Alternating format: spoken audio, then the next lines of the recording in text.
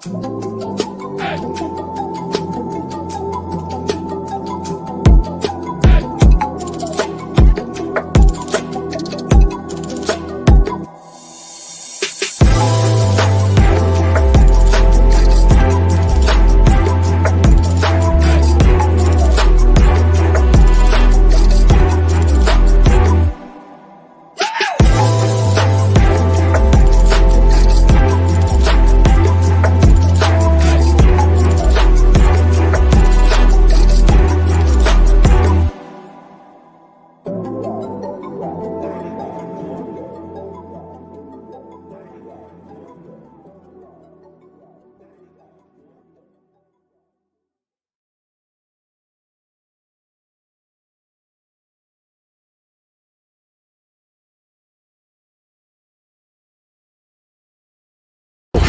it up, it's the Pancake and Powerslam. Turn it up, it's the Pancake and Powerslam. Turn it up, it's the Pancake and Powerslam Show. Turn it up, it's the Pancake and Powerslam. Turn it up, it's the Pancake and Powerslam. Turn it up, it's the Pancake and Powerslam Show. Turn it up.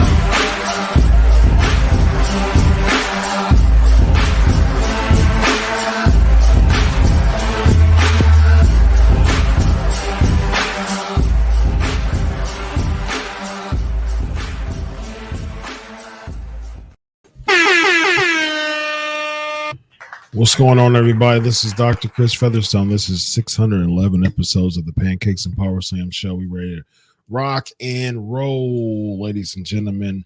Let's go rock and roll. Let's go rock and roll. Let's go. All right, PNP Nation, come on through as we talk about what is next for Gunther. Who should Gunther's WrestleMania opponent be? Who should Gunther's WrestleMania opponent be? I have someone who should be Gunther's WrestleMania opponent. I have that person, and I have a really strong case of why this person should be Gunther's WrestleMania opponent. What's going on, PNP Nation? We are here, 611 episodes, ready to rock and roll for 611. Can you believe that, y'all? 611 episodes of the Pancakes and Powerslams Show. Just wow. That's just incredible. And April will be 12 years straight of the Pancakes and Powerslams Show. 611 episodes. Wow, ladies and gentlemen. That, my friends, is amazing. Dedication and the PNP Nation, you all continue to make this fun and exciting, and continue to subscribe, continue to share, continue to like, continue to comment, continue to do all those things to boost up the algorithms of the Pancakes and Powerslams Show. Of course, with your comments, hashtag Ask Doc. Hashtag Ask Doc to get your comment on the screen.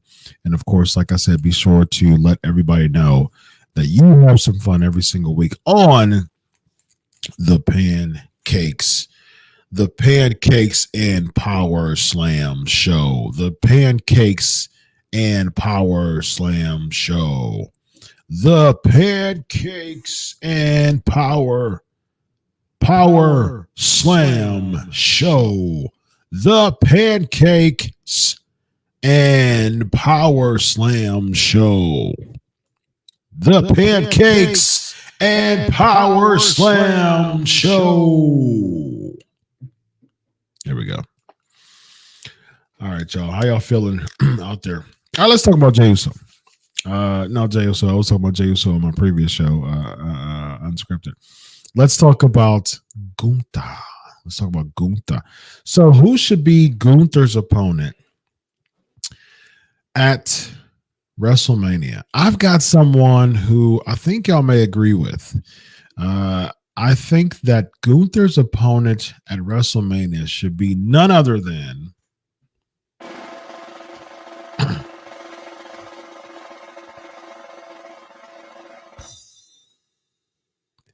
Brock Lesnar. I think Gunther's opponent should be Brock Lesnar. Why do I think it should be Brock Lesnar? Because I think that Gunther would benefit from beating Brock Lesnar. I think that you could easily do this. I think this is a perfect setup. Here's my setup for Gunther versus Brock Lesnar. You have Bronson Reed go against Gunther. Of course, I'm not a big fan of heel versus heel, but I understand that it's going to be in Perth. You want to get up there. What's up? Av is in the building. What's up? But what you do is you have Bronson Reed. He's an Aussie. Not a big fan of heel versus heel, but he's going to get cheered in Perth because of being an Aussie. And so I think it's easy. I think it's an easy setup right there. You have Bronson Reed win a number one contenders match or something of that nature. You have Bronson Reed versus Gunther at Perth. You have Bronson Reed almost going to win, almost there. Intercontinental Championship. Oh, once again,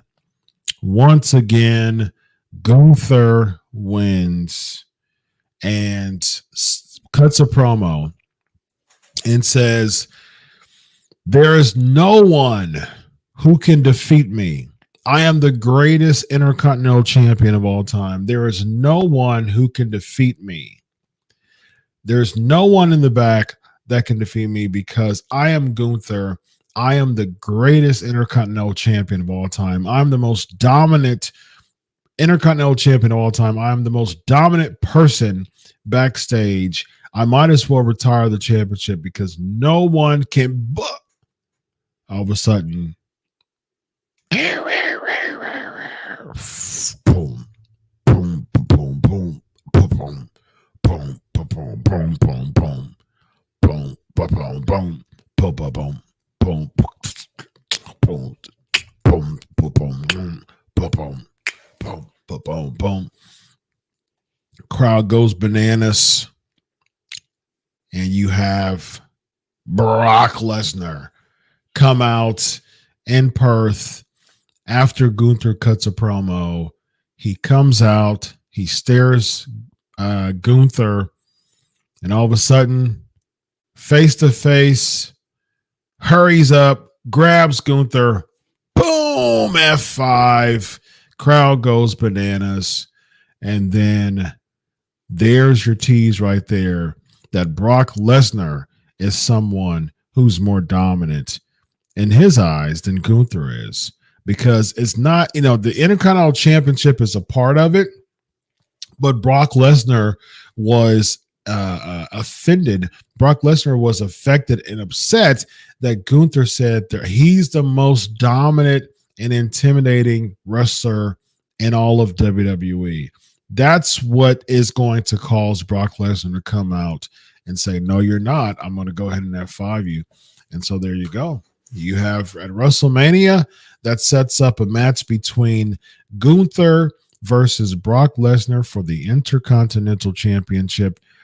And that sets up a very huge marquee match for WrestleMania. Gunther, Brock, Intercontinental Championship. Based on that, and they already had a face-to-face last year at this year at the Royal Rumble. That's it right there. There's your Mania match. And guess what? I think that Gunther should beat Brock Lesnar. I think Gunther should beat Brock Lesnar. Unless you have, you can always, there's a couple things you can do with that though, because if you have Brock Lesnar beat Gunther, that can break Gunther away to start chasing Seth.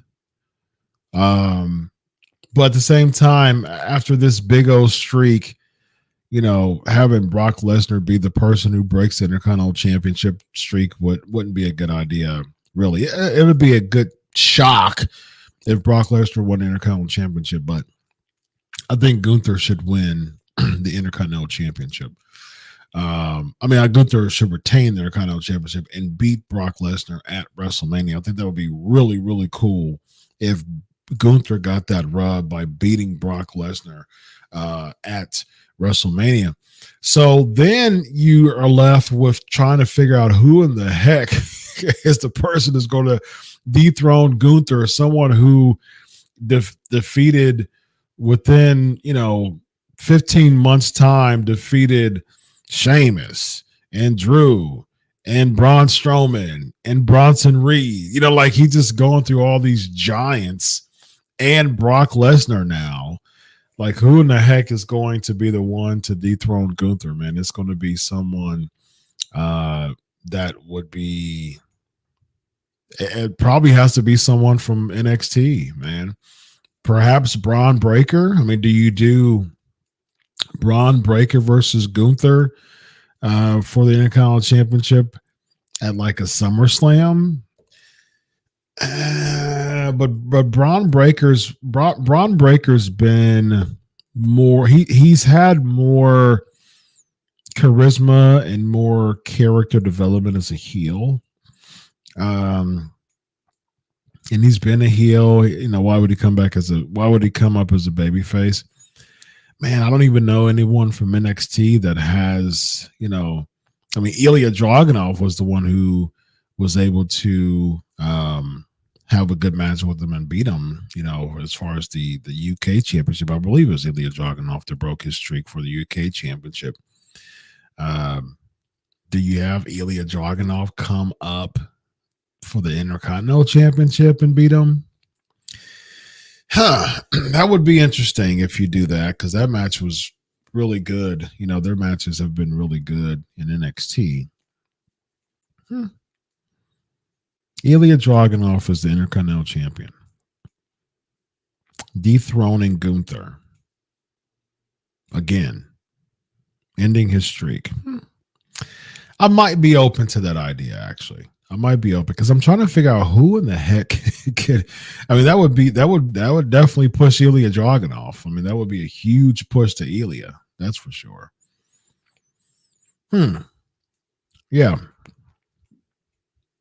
Jay, there's always the possibility of Jey Uso, dethroning Gunther, but I'm more interested in Jay winning the Royal Rumble and continuing the Bloodline storyline, because like I said before, my previous show, the Bloodline storyline has been really stale. I mean, it's just it hasn't landed. I mean, it's just kind of hovering on it's trying to find its landing spot. It's just kind of hovering in the air, like what I mean, okay, is it time to land now? Oh no, I still gotta stay up. Is it time to no, still more? Okay, still gotta like that's what the Bloodline storyline feels like right now. It doesn't feel like it has a suitable landing. And so to me, to make up for that would be Jey Uso winning the Royal Rumble, going against Roman Reigns, and having that ability to, kind of close up that Bloodline storyline. I just think it hasn't had any type of closure to it, and it's been pretty stale. I mean, really post WrestleMania is when it started to get stale, when it started to lose steam.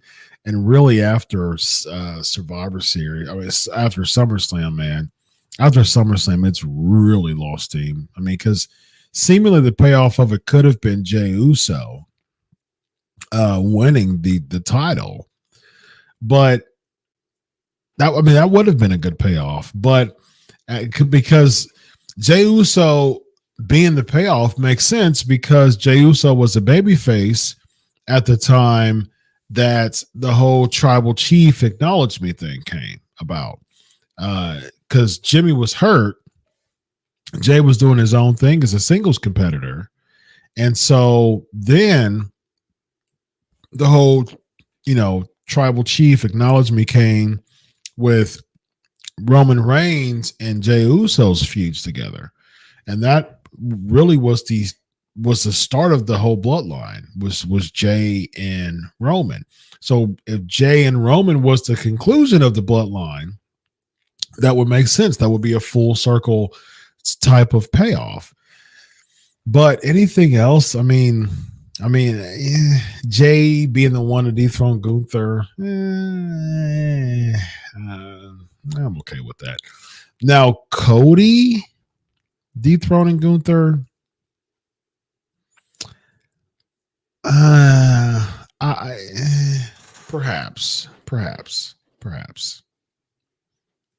I don't know.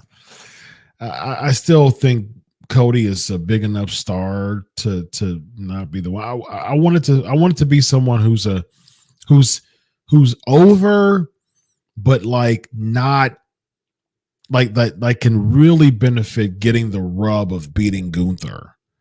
And what babyface is there now that could really benefit that? Jay could perhaps, but I want Jay to be in the Bloodline storyline. So Gunther Lesnar at WrestleMania is what I think would be best for business, ladies and gentlemen. So, all right, Dion's in the building. Braun Breaker would be a surprise.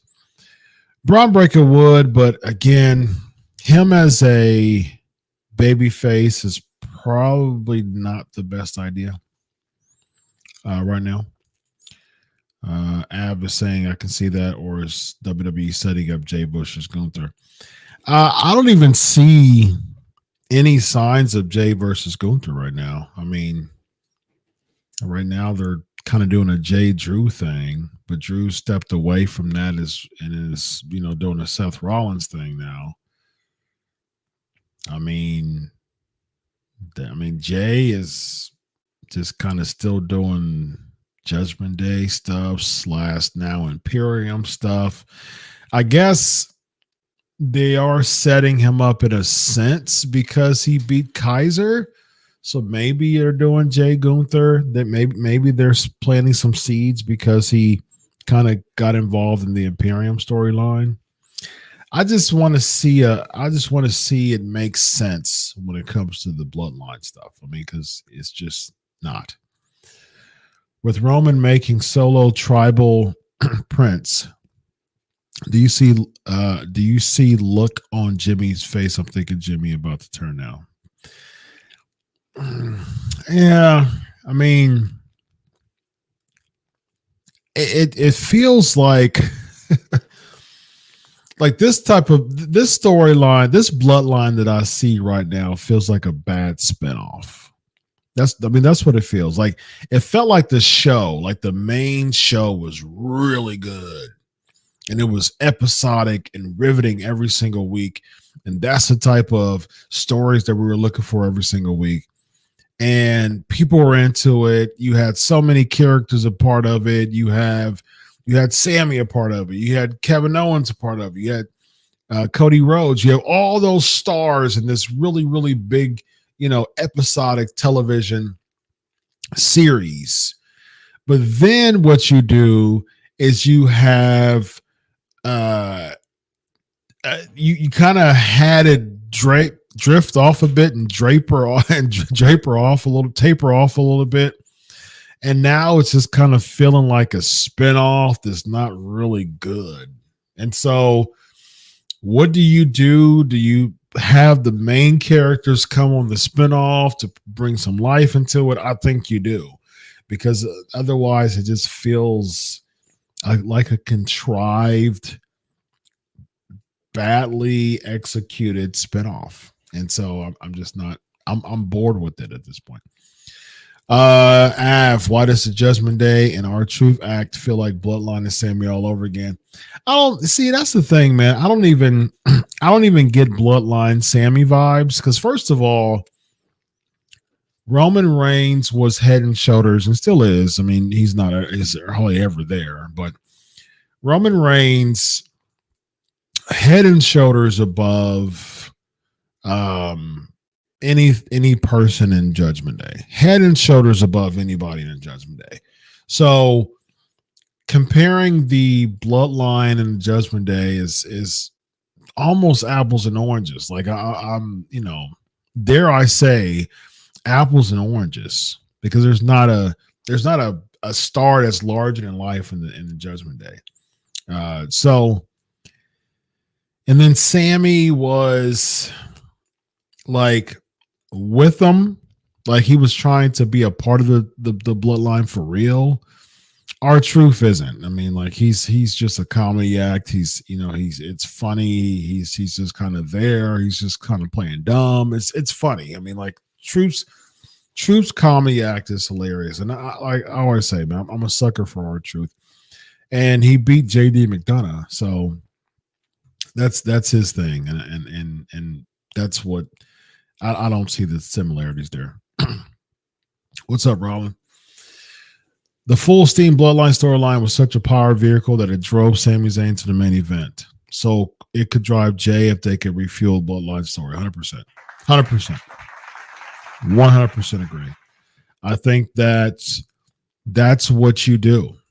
I mean, I think that you need to use the Bloodline to get people over. That's the point of angles.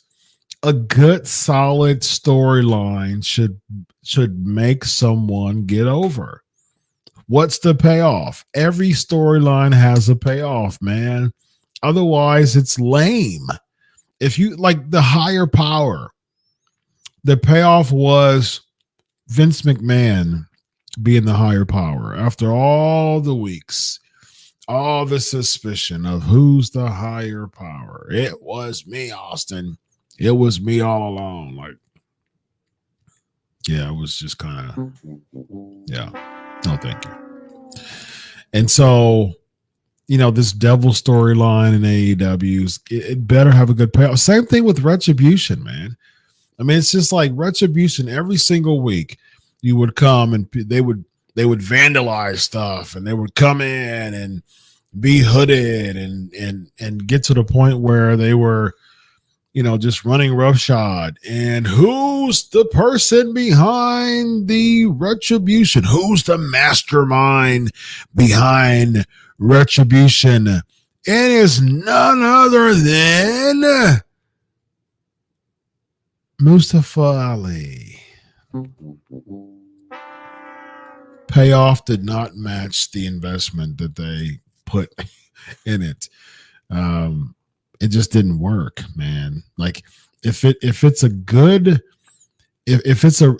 intriguing storyline that they're spending a lot of time in, it better have a good payoff. Like it better have a good payoff. Otherwise, it's going to fall flat on its face. It's going to fall flat. I mean, aces and eights. I mean, like it did push Bully Ray to be a really, really big heel, but it was okay. It started to get a little stretched. It started to get a little like, oversaturated. What didn't have a good payoff was 10-10-10 in TNA. Like that, it was just Jeff Hardy. The payoff was Jeff Hardy winning and becoming a heel, and his heel run was just, I mean, and I like Jeff Hardy. I'm a Jeff Hardy fan, but his run and his heel run was just no thanks. What else we have? Dragunov was carried out on a stretcher tonight on NXT the injury angle with Ridge Holland. Yeah, I did see that. Seems like they are doing a blurred lines angle based on Ridge injuring Big E. Yeah. So is Ridge a heel now? I know that he kind of had some beef with Pete Dunne, Butch. I saw like he kind of walked away. So is Ridge a heel on NXT now? Fill me in on that. Rollins says, I know what you mean, but when Cody Rhodes finished the story, he was asked in a post presser if he'll target Rollins' title. He said, no, that's Roman's title. That Roman title finishes the story. So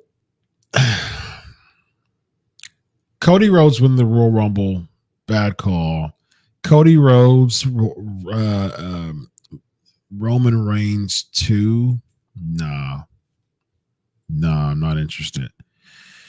What would be interesting, what would be really interesting, would be Jay winning the title See, and here's the thing. This is what you do. This is what would cause an interesting type of deal here.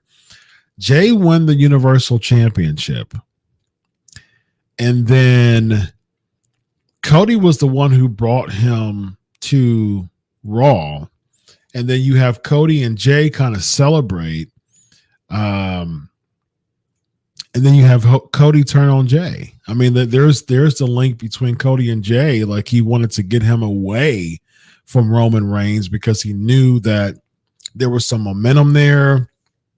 He knew that if he wanted to, if he were to come back on SmackDown, he said that he was out. He wanted to leave because of all the bloodline stuff. He knew that if he wanted to come back to SmackDown, he would be the one to dethrone Roman Reigns and win the championship. So Cody, this whole time, this is how you can make it make sense and patch up these holes here and connect these dots. Cody wanted Jay to get away from Roman because he was the one. He thought that Jay could be the one to dethrone Roman Reigns. So Cody wanted to win the Royal Rumble in order to dethrone Roman Reigns himself. Cody was not able to win the Royal Rumble. Jay did. Jay beats Roman. Cody celebrates for Jay. Boom. Cody turns on Jay and he says those things. This is the reason why I didn't want you to be on SmackDown. And then that can lead to the American Nightmare finishing the story as a heel. And this whole time, he's cutting this promo from the very beginning. My daddy, didn't finish the story. And now I'm going to show everybody that I am the true and the best Rhodes that there is. That's a way to break away from his father. That's a way that is the perfect way to break away from his father. Otherwise, you're doing this. I'm just finishing a story on behalf of my father, Dusty Rhodes. But the whole American Nightmare gimmick was predicated, was based on the fact that he wanted to break away from his dad. So I think you do heel Cody, and you have heel Cody beat Jey Uso for the Universal Championship, and then you can always have that really good feud, and that can help both of them. I'm kind of fused on the R-Truth storyline here. I don't even think it's a storyline. They just bring him in as comic relief. All right, a few more here. Hey, Doc, sorry I'm late. I hope everyone has a great Christmas. No worries, my man. You as well. Gunther versus Brock Lesnar Mania. Absolutely. Is this the last PMP of the year? No. I'm having one next week too. So, nope. All right, y'all. Speaking of PMP, I'm going to have one next week live too. So I will be here, and I hope that you will too. All right, y'all. I'm going to the after party for a little bit, and we're going to do some year-end awards. I'm going to have the patrons give me a topic of the year-end awards, and I'm going to give you the answer to the topic of the award. So that's what we're going to do on the after party. So, ladies and gentlemen, patreon.com/pancakes and powerslams. Thank you so much for all of your support. Thank you so much for the patrons. I'm getting emails of new patrons, and so I'm super thankful for that. Continuing to support this show. It is 12:13 a.m. and I do it for you, y'all. Really, after having a full day of therapy as a therapist, and also doing other shows, I'm still here because I know people like to talk about wrestling late at night, and I'm a night owl, and that's why we have Pancakes and Power Slams, and that's why we've been having Pancakes and Power Slams for almost 12 years. So I'm super thankful for y'all, and just continue to support me. Again, patreon.com/pancakes and power slams. Less than $1 a week, y'all. Less than $1 a week to support the show. And I really, really thank you. And not only do you support the show for less than $1 a week, you also get to hang out with me after the main show and ask me questions. And and we have fun every single time on the after party. So we're heading there now. Pancakes and Power Slams. Patreon.com/Pancakes and Power Slams. A short after party today as I prep for Christmas and some things I got going on. So be sure to meet me over there. Until then, ladies and gentlemen, enjoy your week of wrestling. God bless. And always remember, I do it for you. Have a good night, everybody. So long.